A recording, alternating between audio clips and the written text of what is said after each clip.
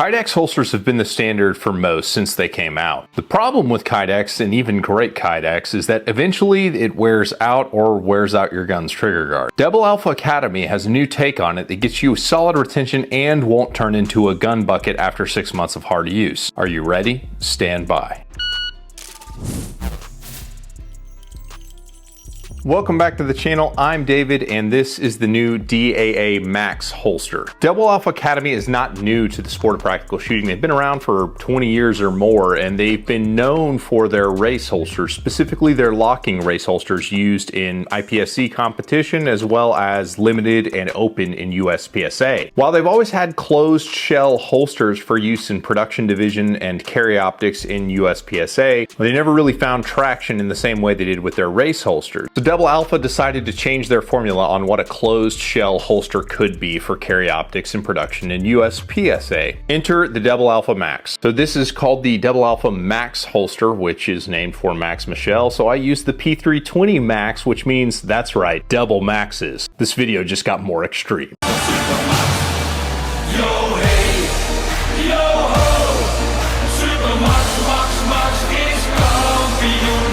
You're welcome. Before going a whole lot further, I have to answer the question of why should you care about a new closed holster body Kydex type holster. First, you need to understand how Kydex, or more specifically Boltaron, works, because Boltaron is what's being used a lot in holsters these days. The problem comes with how the Kydex holster generates its retention. There's two little plastic speed bumps inside the holster body that pinch just behind the trigger guard on your gun. With a metal framed gun, it's not that big a deal. It's just going to wear out the finish on the front of your trigger guard, but eventually your gun will wear down those speed bumps. On a plastic framed gun, it becomes kind of both. They wear each other down. The plastic on your trigger guard gets worn down, and the plastic inside the holster gets worn down. Eventually, with enough use and dry fire, and a competition holster certainly gets used a lot, that Kydex wears out and it turns into a gun bucket. The new retention mechanism that Double Alpha is using eliminates that. It's not just a plastic speed bump that goes inside it, but rather it's a pair of rollers that are tensioned by this ratcheting wheel, and so nothing is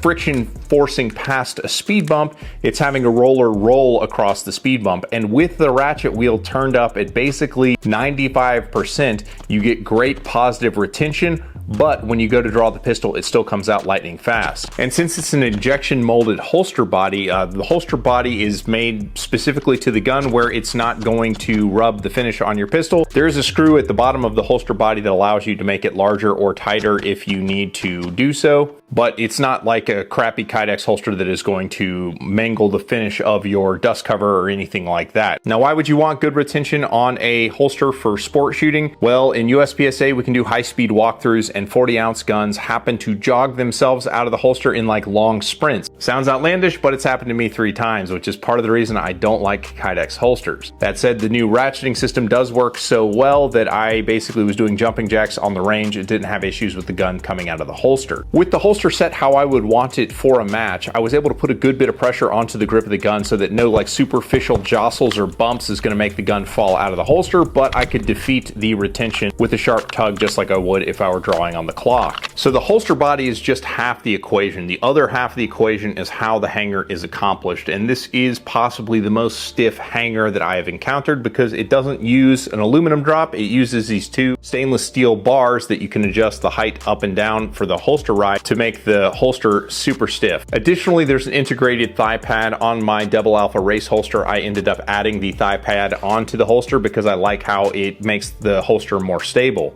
And the hanger is so rigid and so adjustable that the only dimension that you cannot adjust for is kind of in or out away from the body. There is a ball joint at the back of the holster body where it attaches to the hanger that allows you to set all kinds of different angles, and it is all cinched down with one large torque screw at the front of the holster. So the method for adjustment is loosen that screw just a little bit, keeping your strong hand on the pistol, set the pistol exactly how you like it, then using your support hand cinch it down. Check out the Double Alpha website on proper adjustment. If I tell you and you break your holster, that's on you, not me. Go to the website. So as I mentioned, I am generally a race holster type guy. I like the locking retention mechanism that is on a race holster. I like the Double Alpha race holster. A lot of people don't want to learn how to use a race holster. They just want to throw their gun into the holster and have the holster do the rest. And this is a pretty awesome set it and forget it type of model where you could throw the gun into the holster and it's not going anywhere, but it's still going to come out if you go to move and draw it, which is fantastic. As far as my use of the holster is concerned, I basically set it up once with the P320 Max. I took it to the range twice to film with it and check it out and just do some practicing with it. I put it through its paces in dry fire since I got it, so it's a